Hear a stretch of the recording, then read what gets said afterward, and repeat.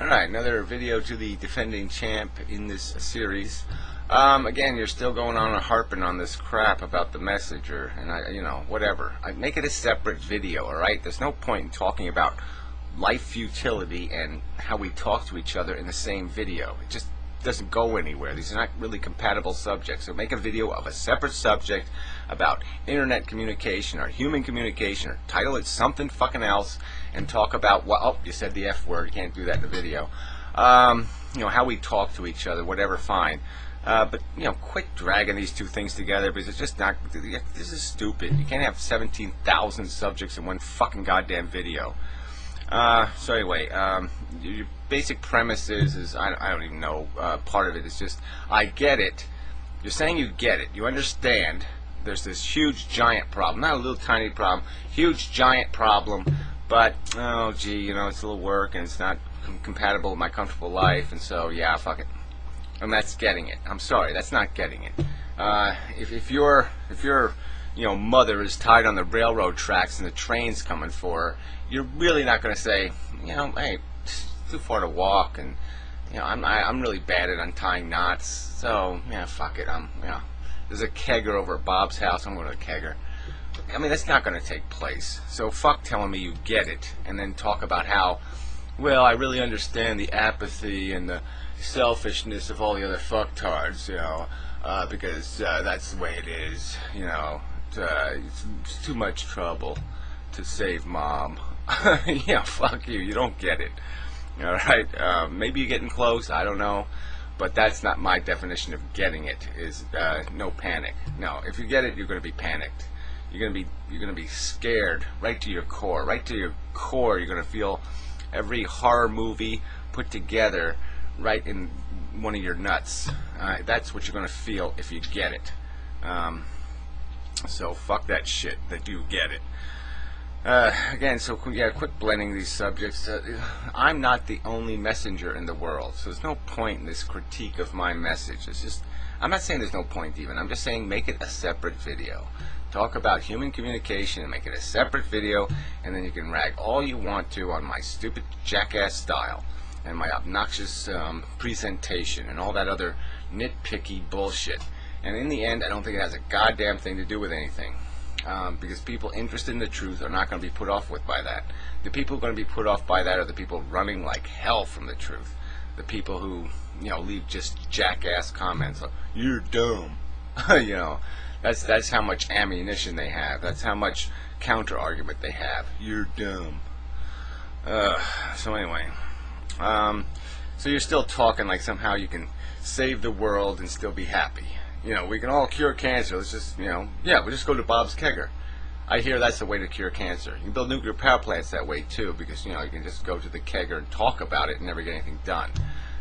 Fixing this shit's going to require people, maybe even going to require people to die in muddy war trenches. Who the fuck knows what it's going to require? But it ain't going to be fucking goddamn fun. So this idea that, we can all be comfortable and happy, theoretically it could be, but it just isn't going to be, because, a big giant hunk of the human race is not going to play along. Alright, you start talking about imposing restrictions on how many children they can have, and they get all fucking hysterical. So they'd rather die than be rational. And that's what it's going to come down to, I think, unfortunately. Then you brought up the rich equation, and that's okay, but it's another separate subject. And this, you made one of these silly, superficial rationalizations. Well, it's all relative, and rich is just blah blah blah. No, there's a functional economy and a dysfunctional economy based on how you apportion the incentive carrots in an economy.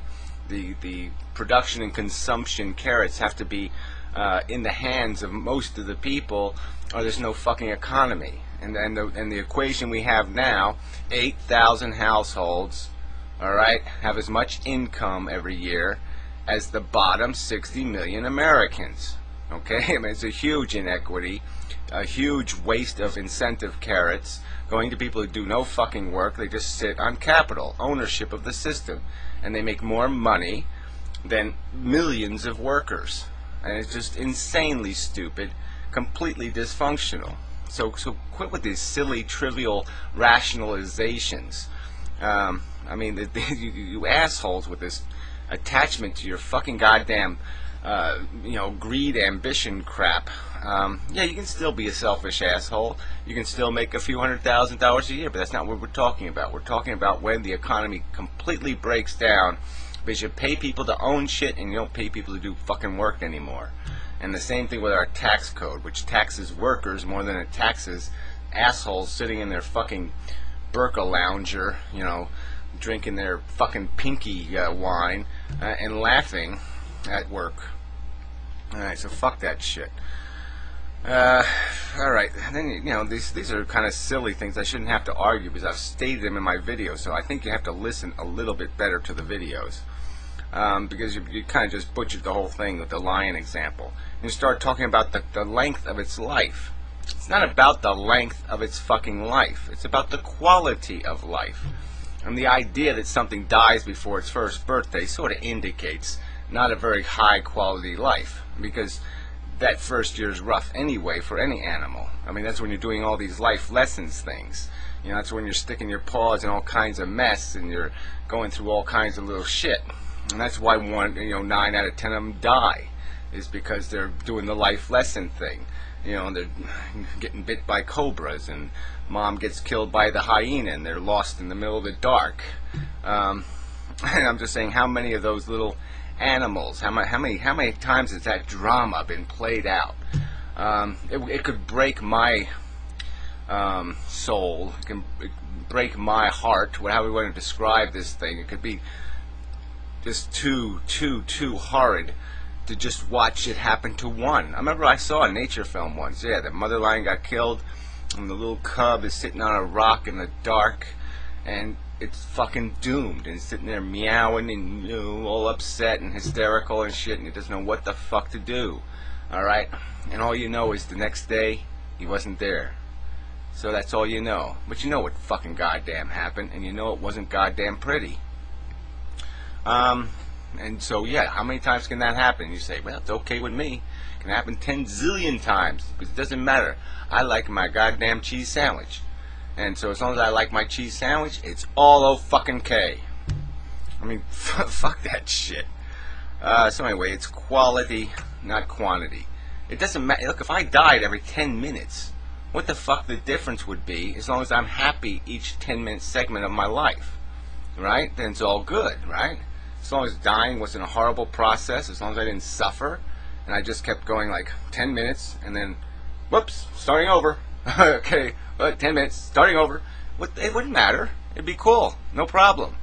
So, I mean, length of life is irrelevant. When we live to be 21 years old, we could still, being human, could still kick ass. You could still have lots of fun in those 21 years. And as long as there wasn't horror in there, who cares how long you fucking live? So that's just bullshit. I mean, this whole idea of, watching yourself decompose and rot is pretty crappy. So maybe we should do some of that gleaning of the bad years out of the life equation. But no one's got the balls for that fucking conversation either.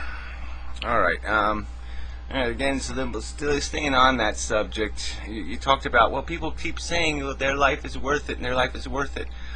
First, that doesn't justify the ones who say it wasn't. So you just keep assuming that everybody at the end of their life says, oh yeah, it was worth it. I mean, even the guy who just blew his brains out with a shotgun, you're going to make the argument somehow he says it was all worth it. Well, maybe he doesn't say that.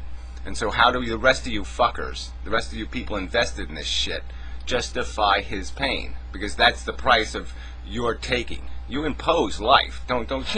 Anybody who advocates people having the right to have children is imposing life. You're saying it's okay for them to impose life. That's like saying it's okay to be a serial killer. It's okay to commit murder.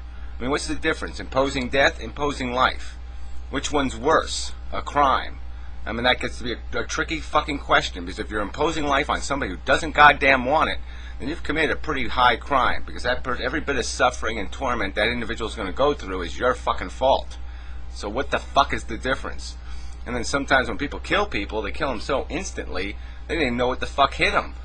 And so if they don't have some family that's dependent on them, and there's not some other, if there's not a whole chain of suffering connected to them, the suffering they actually experience would be nothing. So I mean, in a way, I could say, I could make a greater defense for a fucking crazy serial killer than I could make for a goddamn fat pregnant bitch, because that bitch is being more irresponsible than the killer, causing potentially more suffering than the killer, especially some bitch who doesn't have a goddamn 10 cents in her pocket and is addicted to fucking cocaine. So, but that's the perversion of people's perspective. They take no responsibility for the consequences. All right. I mean, you impose life. You are responsible for every indirect consequence of that life. But no one looks at it that, well, it's not my fault my son turned into a lunatic. Well, guess what? It's your fault he fucking exists, asshole. You took the risk. You rolled the fucking dice. So, goddamn it, it is your fault. I mean, who's guiltier, Adolf Hitler or Adolf Hitler's fucking parents?